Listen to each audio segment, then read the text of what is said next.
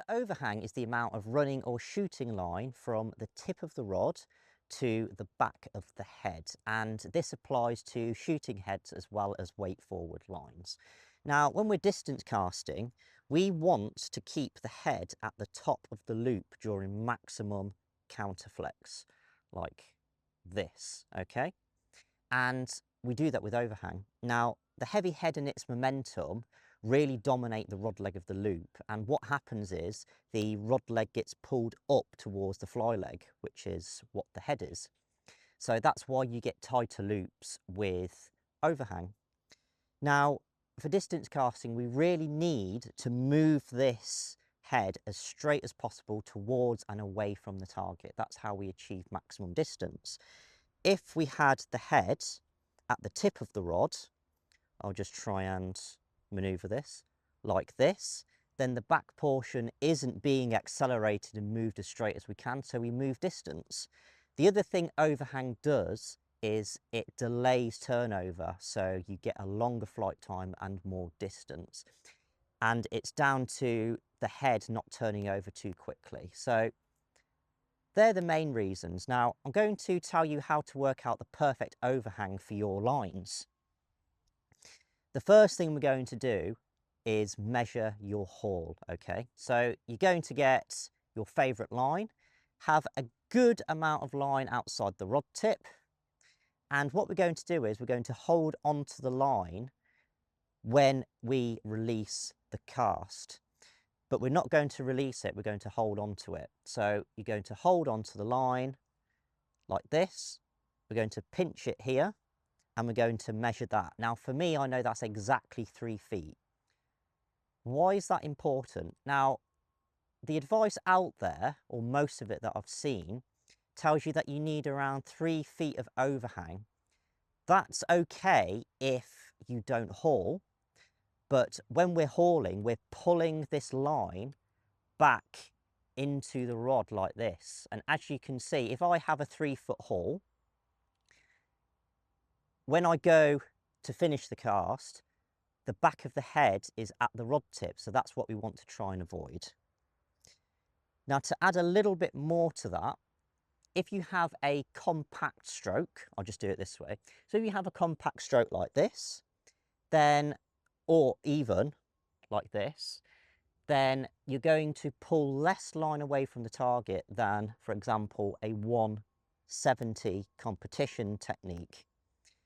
So for most people with a compact stroke, it's going to be about 3 feet for loop formation, because we need to make the initial loop with running or shooting line, and a couple of extra feet for release timing. And I'll probably talk a little bit more about that in a future video because it can get quite complicated, but that's the general idea. So I have a 3-foot haul, I have 3 feet for loop formation, and I have a couple of extra feet for release timing. So that's 8 feet. And then what you can do, you can mark the line. I'll just get this out.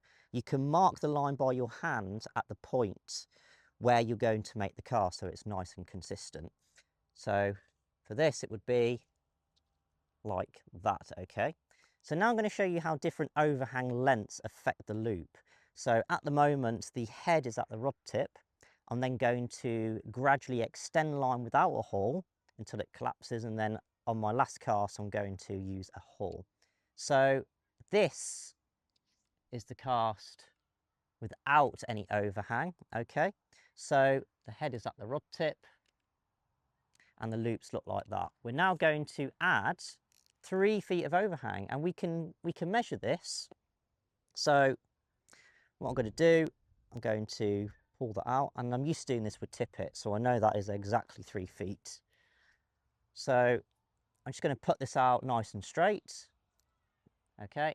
And now you can have a look at the loop with this overhang, okay? A little bit tighter. Now what I'm going to do, I'm going to gradually slip more line, okay, until it collapses. And I'm going to do this with this compact stroke, okay? So I'm going to start casting, and then I'm going to gradually slip line. And as you can see, the loops look really nice and tight. Just stand over here a little bit more. Then going to add a little bit more with this, and all of a sudden it collapses, okay? And then if we measure that, that is way over 2 rod lengths actually.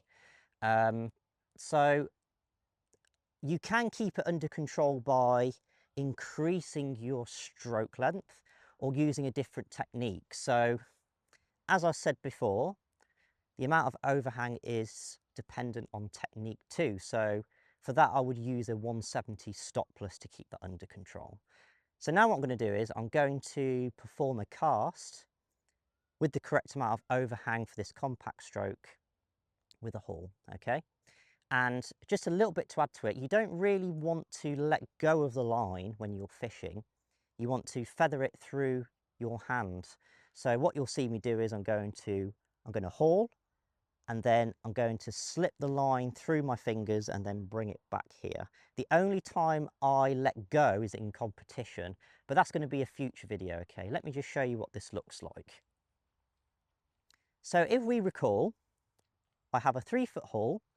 We have 3 feet for the initial loop formation and a couple of extra feet for release timing.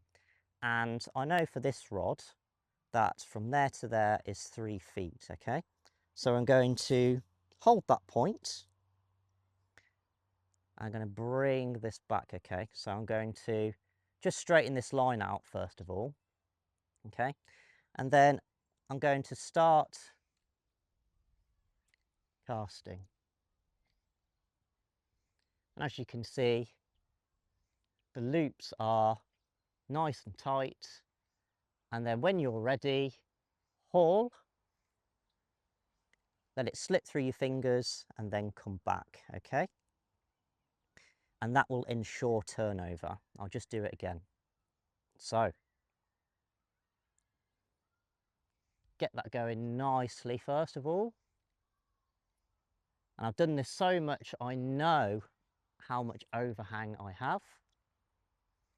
And then haul, bring it back, and then you're ready to strip the line, okay? So that's what I'd recommend. And just to add a little bit more to the lines out there, I have an example here. So this line is quite famous. It has a peach head and it has a green running line, okay? So it has a colour change.